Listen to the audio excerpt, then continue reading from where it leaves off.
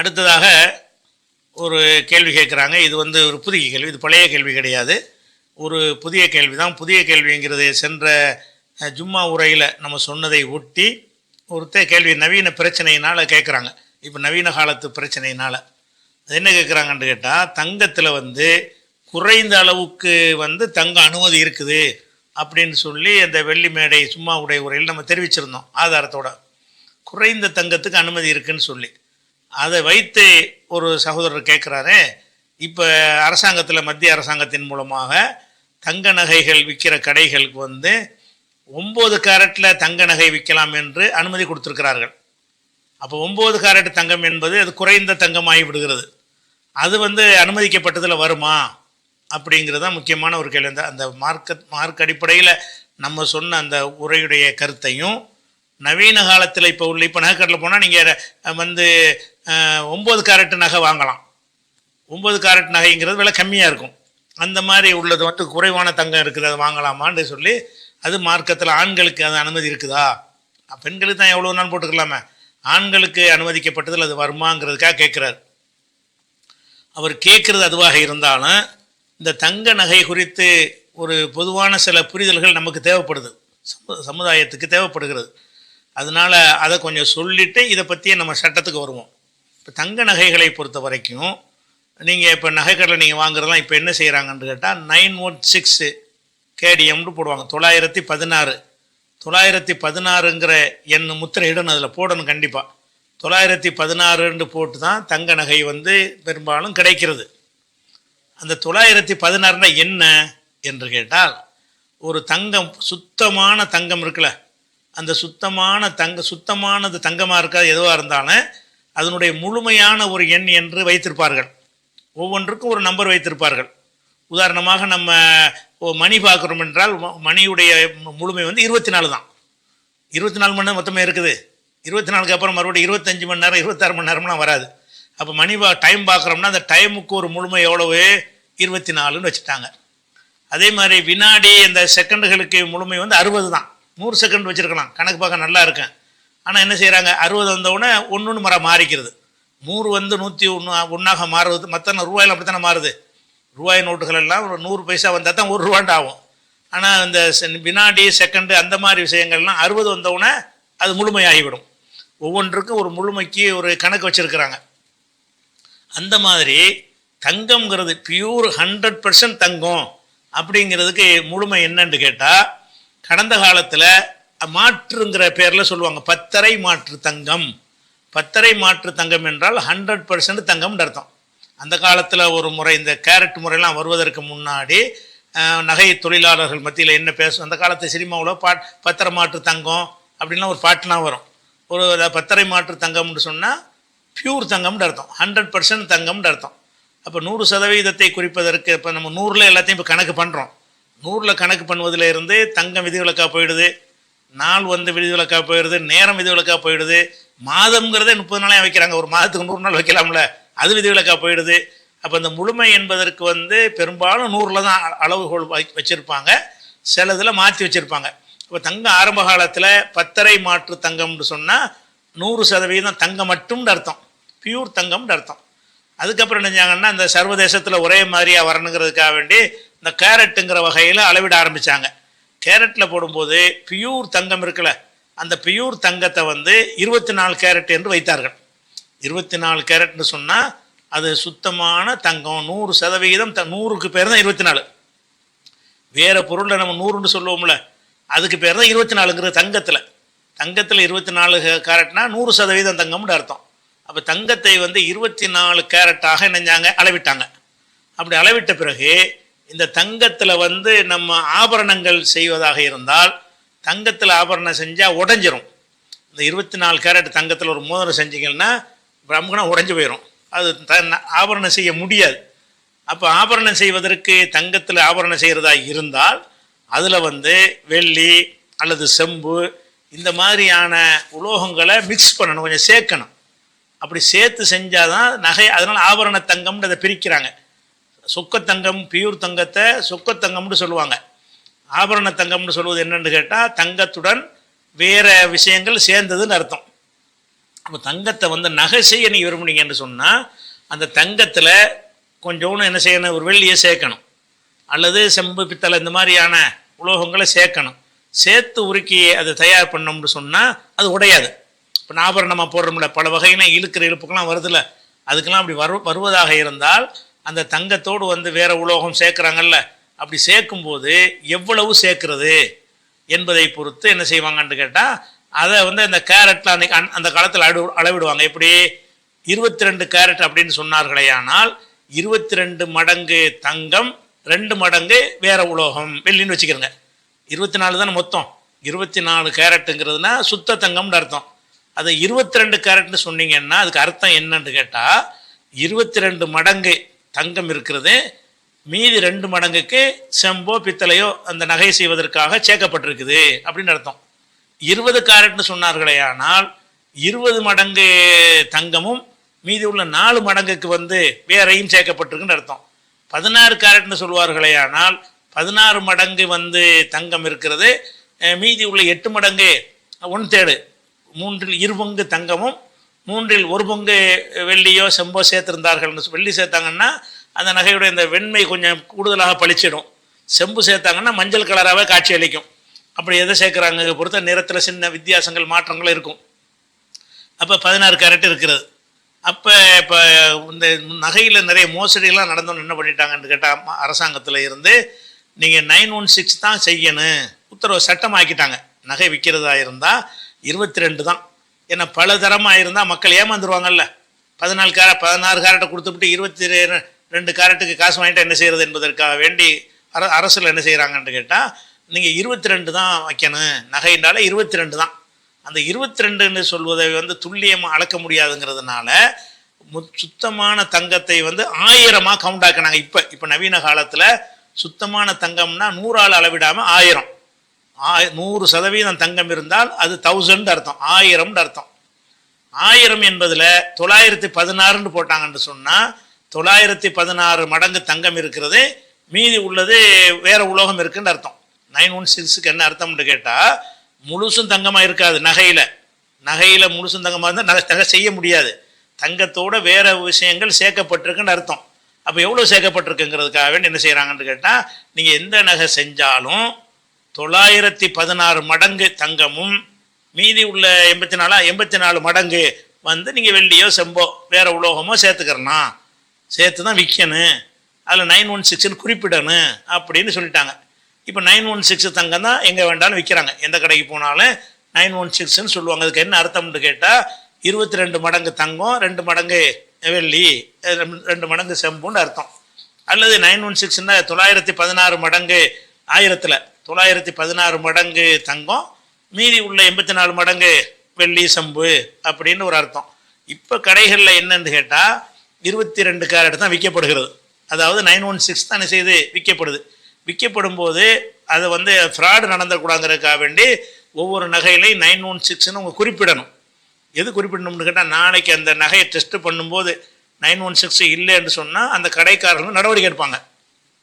916ன்னு போட்டு தான் விற்றுருக்குற, அது 916 இல்லைன்னு நடவடிக்கை எடுத்த ஏமாற்றாமல் இருக்கிறதுக்காக வேண்டி என்ன செய்வாங்கன்னு கேட்டால் அதை ஒரு சட்டமாக ஆக்கிட்டாங்க. 916 போட்டதை தான் நீங்கள் வாங்கணும்னு மக்களுக்கும் அறிவுரை சொல்கிறாங்க, வியாபாரிகளுக்கும் அந்த ஒரு உத்தரவு போட்டிருக்கிறாங்க. 916 தங்கம் தான் எல்லா பக்கம். ஒன்று வந்து பியூர் தங்கம் பிஸ்கெட்டு, தங்க கெட்டிலாம் இருக்கிற தங்க காசு, தங்க பிஸ்கெட்டு, இதுகளெல்லாம் 24 கேரட், அதாவது 100% உள்ள ஒரு விஷயம். அது இல்லாமல் நகை செயின் தங்க வளையல்களில் இப்படி செய்யக்கூடிய ஒரு விஷயங்களாக இருந்தால் அது என்னன்னு கேட்டால் அது 916ல் இருக்கும்.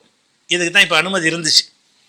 இப்போ என்ன பண்ணுறாங்கன்னு கேட்டால் தங்கம் தாறுமாறாக ஏறிக்கிட்டு இருக்கிறது, வாங்க முடியலை, லட்சத்துக்கு போயிடுச்சு. இன்றைக்கி ரேட் என்னஞ்சிருச்சு, ஒரு பவுன் வந்து 1 லட்சங்கிற கணக்குக்கு ஓடி போச்சு, அவ்வளோ நெருங்கி வந்துருச்சு.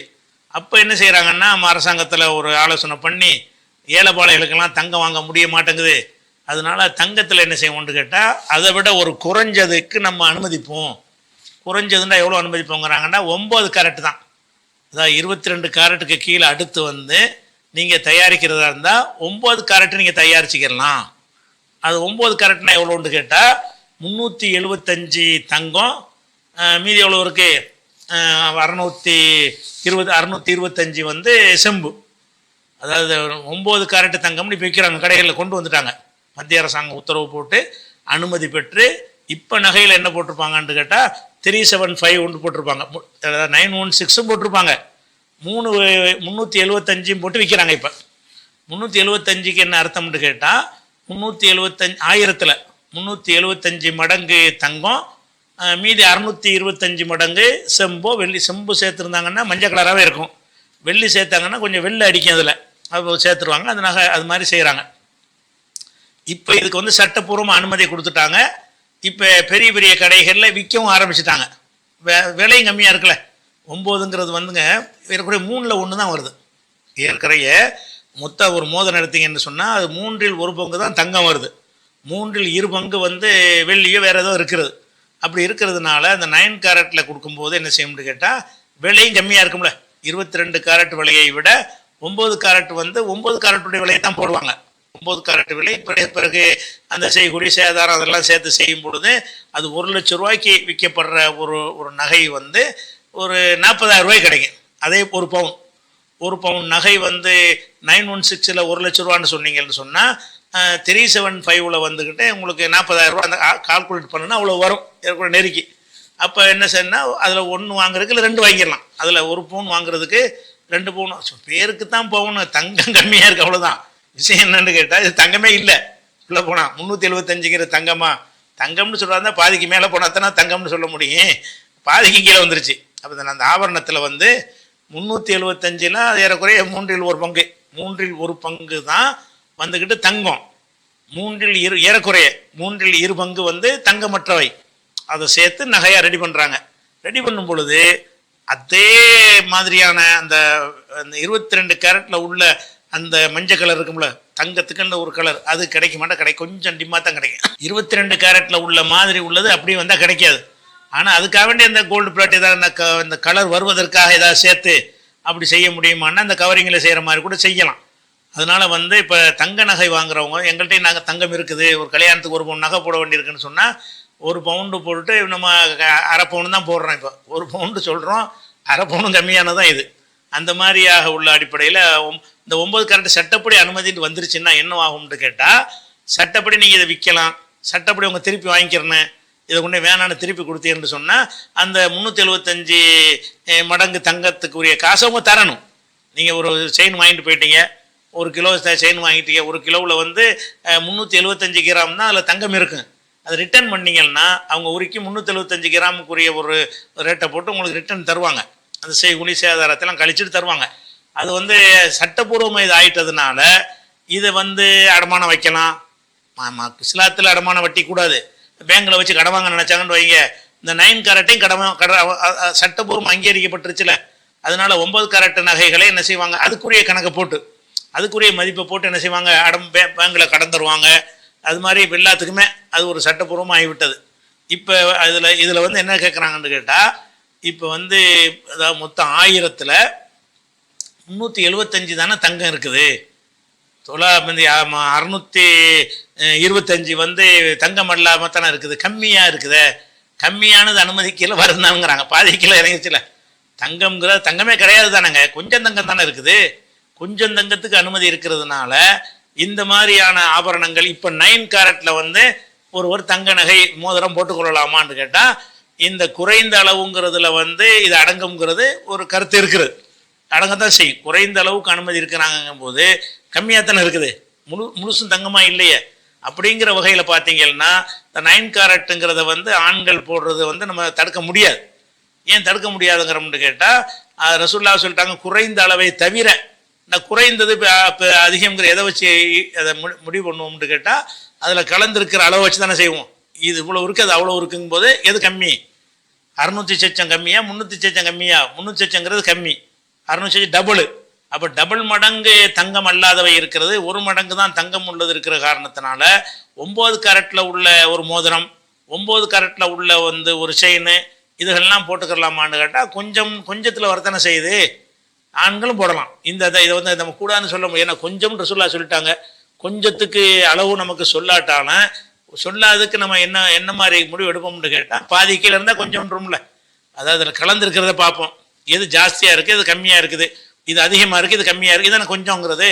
அப்போ தங்க நகைன்னு சொன்னாலும் தங்கமும் கிடையாதுன்னு உண்மையில் பார்த்தோம்னா, தங்கங்கிறது 3ல் 1 தானே இருக்குது, 3ல் 2 வந்து தங்கம் இல்லாத தானே இருக்கிறது. அப்படிங்கிறதுனால இந்த 9 கேரட் நகைகளை வந்து ஆண்கள் பெண்கள் அணியிறது பிரச்சனை இல்லை, ஆண்கள் அணியலாமான்னு கேட்டீங்கன்னு சொன்னால் அந்த குறைவுங்கிற அர்த்தத்தில் வரத்தான் செய்யுது. குறைவு தான், இது குறைந்த அளவுக்கு தான் இருக்கிற தங்கம் இருக்கிறது. அந்த மாதிரி 9 கேரட்டில் வந்து மோதிரமோ வேறு ஏதோ போட்டுக்கொள்வது வந்து மார்க்கப்படி என்ன செஞ்சதில்லை, கொஞ்சோன்னு சொல்லிட்டதுனால அதில் வந்து நம்ம தடுக்கப்பட்டதாக சொல்ல முடியாது. அது இதை அணியலாங்கிற கருத்து எடுத்தால் அது சரிதான். அதே நேரத்தில் ஒரு விழிப்புணர்வுக்கு நம்ம சொல்ல வேண்டிய என்னன்னு கேட்டால், இந்த தங்கத்தை வந்து வாங்குறவங்க 2 நோக்கத்துக்கு வாங்குறாங்க. ஒன்று வந்து ஒரு அலங்காரம் பண்ணுவது, தங்க எண்ணெய் போட்டால் ஒரு ஜிகுண்டு ஒரு மின் இருக்கும்ல, அதுக்காக வேண்டி நகை வாங்குறவங்க இருக்கிறாங்க. அல்லது அந்த தங்க நகை வாங்கி வச்சோம்னு சொன்னால் தேவைக்கு விற்று காசாக்கிடலாம், அது ஒரு சொத்து மாதிரி ஒரு முதலீடு மாதிரி இருக்கட்டுமே என்பதற்காக வேண்டியும் தங்க நகையில் போய் வாங்குறவங்க இருக்கிறாங்க. இதில் வந்து இது மார்க்க சம்மந்தம் இல்லாட்டாலும் இப்போ நிறைய ஏமாந்து போகிறாங்கங்கிறதுனால ஒரு அறிவுரை, நீங்கள் வந்து ஒரு அலங்காரத்துக்கு தான் நகை வாங்குறீங்கன்னு இருக்குமே, ஆனால் அலங்காரத்துக்கு வந்து நீங்கள் கவரிங்கில் அலங்காரம் பண்ணலாம். கவரிங்கில் தங்கத்தை விட அழகாக இருக்கக்கூடிய அலங்காரத்துக்கு தானே என்னைக்காவது கல்யாணம் காட்சிக்கு போட போகிறீங்க, உங்கள்கிட்ட வாங்கிட்டு போய் உரசி பார்த்துட்டு தங்கமாண்டு யாரை கண்டுபிடிக்க போகிறாங்களா, கேட்க போகிறாங்களா? நீங்கள் ஒரு ஸ்டேட்டஸான ஒரு ஆளாக இருந்தீங்கன்னா நீங்கள் பித்தளை போட்டாலும் தங்கம்னு நினச்சிக்கிடுவான். நீங்கள் வந்து ஏழ்மையான ஆளாக இருந்தால் நீங்கள் தங்கத்தை போட்டாலும் கவரிங்னு நினைப்பான். இந்த கவரிங் எல்லாம் அதை பார்த்து கண்ணால் மதிப்பிட்டு உரசி பார்த்துலாம் எவனும் வந்து ஆய்வு செய்வது கிடையாது. அதனால் நீங்கள் வாட்டு கவரிங்களே அந்த கவர்ச்சி தான் அவங்களோட நாட்டமாக இருக்குமே, ஆனால் அது எதுக்காக வேண்டி நீங்கள் வந்து நகையில் முதலீடு பண்ணுறீங்க. நகையில் முதலீடு பண்ணும்போது என்ன ஆகுது, நகையை நீங்கள் வாங்கிடுறீங்க, 2916ன்னு வாங்கிட்டு வந்துடுறீங்க. வாங்கிட்டு வந்த பிறகு அதில் என்ன செய்கிறாங்கன்னு கேட்டால், தங்கத்துக்கு மட்டும் உங்களுக்கு காசு போட மாட்டாங்க, செய்கிற கூலின்னு ஒன்று போடுவாங்க. அது கூட ஒரு கூலிங்கிறது, நகையை செய்கிறதுங்கிற ஒரு கூலி தானே, சேதாரம்னு ஒன்று போடுவாங்க. சேதாரம்னு தங்கத்தில் சேதாரம் ஆகுமா? ஆகாது. ஒரு சின்ன ஒரு தூள் கொட்டினாலும் அது மெழுகு வச்சு ஒட்டி எடுத்து உருக்கி எடுத்து செஞ்சிருவாங்க. ஒரு சின்ன ஒரு அணு அளவு கூட இருந்துச்சா தங்கத்தில் சேதாரமே ஏற்படாது. இருந்தாலும் சேதாரம்னு ஒரு வகையை கழிப்பாங்க. ஆக நீங்கள் உங்களுக்கு வந்து சேர்ற தங்கத்தில் வந்து அந்த ஆண்டு ஒரு 10% வந்து நகை வியாபாரிகள் எடுத்துக்கிடுவாங்க. அதை வந்து நீங்கள் 22 கேரட்டுன்னு நீங்கள் வாங்குறீங்க, அவன் 24 கேரட்டுக்கு உள்ள காசை போட்டு உங்கள்கிட்ட வாங்கிவிடுவான். அது ஒரு விஷயம் இருக்குது. அப்படி ஏமாந்து வாங்கக்கூடிய ஒரு அது மூலதனமாக இருந்தால் அது சரி, இப்படி வாங்கலாமா? ஏன்னு கேட்டால் நீங்கள் திருப்பி கொடுக்கும்போது அதே ரேட்டுக்கு வாங்கிக்கிற மாட்டான். அதை கழித்து இதை கழித்து எல்லாம் சேர்த்து பார்த்தா கடைசியில் என்ன வாங்குறேன், அவங்களுடைய வாங்கினதை விட லாஸாக தான் ஆகுமே தவிர ஒரு முதலீடுக்கு உள்ளதாக அது இருக்கவில்லை. அதே மாதிரி இந்த ஆபரணங்களில் வந்து கல்லெலாம் பதுக்குவாங்க. அந்த கல்லுக்கெல்லாம் தங்கத்து ரேட்டை போட்டுருவாங்க. அதாவது 100 கிராம் ஒரு நகையை வாங்குறீங்க, 100 கிராமில் ஒரு 80 கிராம் நகையும் ஒரு 20 கிராம் கல்லும் வச்சுருந்தான்னு வைங்க, அவன் 100 கிராம்னு சொல்லி என்ன செய்வான், எடை போட்டு உங்கள்கிட்ட காசை வாங்கிக்கிடுவான். அப்போ அந்த கல்லுக்கு நீங்கள் என்ன செய்கிறீங்க, தங்கத்துக்கு காசு கொடுக்குறீங்க. உங்களுக்கு தர்றது வந்து 100 கிராமில் 80 கிராம் தான் தங்கம் தர்றாங்க, 20 கிராம் வந்து அந்த கண்ணாடி கல்லில் தான் தர்றாங்க, வைரக்கல்ல ஒன்றும் கிடையாது, சும்மா ஜிகினா கல்லில் தான் பதிச்சு தர்றாங்க. அந்த ஜிகினா கல்லை என்ன ரேட்டுக்கு தர்றாங்கன்னு கேட்டால் தங்க ரேட்டுக்கு தர்றாங்க. நீங்கள் வாங்கிட்டு வந்துடுறீங்க. அப்போ இது முதலீடுக்குள்ளதா? முதலீடுனா லாபகரமாக இருந்தால் தானே அதுக்கு பேர் முதலீடுங்கண்ணே. அதே நேரத்தில் உங்களுக்கு ஒரு கஷ்டம் வந்து விற்க போனீங்கன்னு வைங்க, அந்த கல்லையெல்லாம் பிச்சு எடுத்துகிட்டு வெறும் நகையை போட்டு இட போடுவாங்க. உங்களுக்கு தரும்போது கல்லோட இட போடுவாங்க. நீங்கள் உன்னை ரிட்டர்ன் பண்ணும்போது எங்களுக்கு வேணாங்க, இதை எடுத்துகிட்டு காசு தந்துருங்கன்னு கேட்டிங்கன்னு சொன்னால் அந்த 20 கிராம் கல்லையும் எடுத்துவிட்டு 80 கிராம் தான் இருக்குன்றுவாங்க. அப்புறம் அந்த அந்த அந்த இந்த இது கழிச்சு கடைசியில் அது காசு கிடைக்காது. அப்போ நீங்கள் நகைகளை வந்து விற்று காசாக்கலாம் அப்படின்னு நீங்கள் நினைக்கிறவர்களாக இருந்தீங்கன்னு சொன்னால் 24ல் வாங்கிடுங்க, 24 கேரட்டில் என்னத்தையாவது வாங்கிக்கிறங்க. நகையாக இல்லை, நகைக்கு தான் சேதாரம்லாம். பிஸ்கெட் இருக்குது 50 கிராமில் இருக்குது, பிஸ்கெட்னா கட்டி மாதிரி 100 கிராமில் இருக்குது, 50 கிராமில் இருக்கிறது. அதே மாதிரி வந்து காயின்ஸ் இருக்குது, 10 கிராம் காயின்ஸு, அதில் வந்து பியூரான தங்கம், அது 24 கேரட்டில் உள்ளது. அப்போ 24 கேரட்டில் உள்ள தங்க காசுகள், தங்க பிஸ்கெட்டுகள், அந்த மாதிரி நீங்கள் வாங்கி வைத்து கொண்டீர்கள்னு சொன்னால் என்னைக்கு நீங்கள் விற்க போனாலும் அதே ரேட்டுக்கு விற்கலாம். அன்றைக்கி மார்க்கெட்டில் என்ன ரேட்டு, அதான் முதலீடு வாங்குறவன் வந்து அறிவார்ந்த முறையில் நம்ம செய்யணுமா இல்லை? நீங்கள் முதலீடு தான் வாங்குறீங்க, நீங்கள் அழகுக்கு வாங்குறாருந்தா கவரிங் வாங்கி போட்டுக்கிறங்க, வணங்குதா? நீங்கள் முதலீடு இது பின்னாடி நமக்கு ஒரு காசு ஆகும் அப்படின்னு நினச்சிங்கன்னா இதை விட அந்த தங்க பிஸ்கட் வாங்கி வச்சா கூடுதலாக கிடைக்கும். போட்டது அப்படி கிடைக்குமே, அதோட ஜாஸ்தியாக கிடைக்குமே. 1 லட்ச ரூபாய்க்கு தங்க பிஸ்கட் வாங்கி வச்சேன்னு சொன்னால் விற்கும் போது 1.5 லட்ச ரூபாய்க்கு விற்குமே. நீங்கள் மார்க்கெட் ரேட்டுக்கு போகுமே, எதுவும் கழிக்க மாட்டானே, அந்த என்ன ரேட்டு போகுது அந்த ரேட்டுக்கு போயிருமே. அப்போ அந்த மாதிரி இருக்கிறதுனால நீங்கள் வந்து தங்கத்தில் முதலீடு செய்யணும், பிற்காலத்தில் ஒரு உதவும், இதை வச்சு நமக்கு ஏதாவது யூஸ் பண்ணிக்கிறலாம், வீடு வாசம் வாங்கலாம் அப்படிங்கிற நோக்கத்துக்காக வேண்டி நீங்கள் சேமித்து வைக்க விரும்பினால் தங்க பிஸ்கெட்டுகளாகவோ தங்க நாணயங்களாகவோ, அதாவது தங்க நாணயத்தில் 2 இருக்குது. இந்த ஆபரணம் மாதிரி கலந்து செஞ்ச 22 கேரட்டில் உள்ளதும் கிடைக்கும். அப்படி வாங்காமல் 24 கேரட்டில் உள்ள சுத்தமான தங்க காசுகளாகவோ அல்லது தங்க கட்டிகளாகவோ நீங்கள் வாங்கி வைத்துக்கிட்டீங்கன்னு சொன்னால் தான் அது வந்து ஒரு அறிவார்ந்த செயல். அப்போ நான் நல்லது கெட்டதுக்குன்னா இப்போ இந்த தங்கத்தை விட சூப்பரான கவர்ச்சியான நகைகள்லாம் இப்போ கவரிங்கில் கிடைக்கிறது. அது போட்டோம் அழகுபடுத்தினா அது போச்சு அவ்வளோதான், முடிஞ்சு வச்சுக்கதை. ஒரு ஒரு ஒரு ஒரு செயின் ஒரு 200 கூட கிடைக்கும். 200 போட்டது 4 கல்யாணத்துக்கு போட்டால் ஒரு கல்யாணத்துக்கு 50 ரூபான்னு கணக்கு பண்ணி தூக்கி எரிஞ்சிட்டு அடுத்து வாங்கிட்டு போங்க. இதில் வந்து பெரிய லாஸு கிடையாது. அப்போ நீங்கள் நகைகள் போட்டு அலங்கரிக்கிறதுக்கு தான் நீங்கள் வாங்குறீங்கன்னு சொன்னால், அலங்கரிப்பதற்கு சின்ன அளவில் மோதிரம் மாதிரி சின்ன சின்ன பொருள்கள் இருக்குல்ல, குறிப்பாக கல் இல்லாமல் உள்ளதுகளை கொஞ்சம் வாங்கி வச்சுக்கிறங்க, அது அதிக சேதாரம் வராத. மற்றபடி நீங்கள் வந்து எக்கச்சக்கமான நகைகளாக வாங்கி குவிச்சிங்கன்னு சொன்னால் நீங்கள் வாங்கினதில் காவாசி அதில் போயிடும். நீங்கள் விற்கும் பொழுது 1 கிலோ நகை வாங்கி விற்க போனீங்கன்னா 3/4 கிலோவுக்கு தான் அவன் எடுப்பான். சரியா? அவன் கழிக்க வேண்டியெல்லாம் கழிச்சு விட்டுருவான். அது உங்களுக்கு லாஸ் ஆகும். அதனால் இது வந்து நீங்கள் கேட்ட கேள்விக்கு சம்மந்தம் இல்லாட்டாலும் தங்கத்தில் இந்த ஒரு புரிதல் நமக்கு இருக்கணும். தங்கம்ங்கிறது வந்து நம்ம ஒரு அலங்காரத்துக்கு வாங்குறோமா முதலீடுக்கு வாங்குறோமா? அலங்காரத்துக்கு வாங்குறோம்னா கவரிங் வாங்கிட்டு போங்க. முதலீடுக்கு வாங்குறோம்னு சொன்னால் ஆபரணமாக வாங்காதீங்க. ஆபரணமாக வாங்குற லாஸ் நமக்கு பெரிய நஷ்டம். அதனால் ஆபரணமாக இல்லாமல் வாங்கி வந்து பிஸ்கட் வகையில் வச்சுக்கிட்டிங்கன்னா எவ்வளவுக்கு வாங்கினீங்களோ அப்படியே ரேட்டுக்கு விலை ஏறாமல் இருந்தால் அப்படியே விற்று போயிடும். ஏற்ற மேற்கம் இருந்தால் அதுக்கு தகுந்த மாதிரி ரேட்டு கிடைக்கும். ஏறி இறங்கி இருந்துச்சுன்னு சொன்னால் அதுக்கு தகுந்த மாதிரி கிடைக்கும். அதனால் இது ஒரு அறிவுரையாக சொல்லிக் கொடுக்கணும்.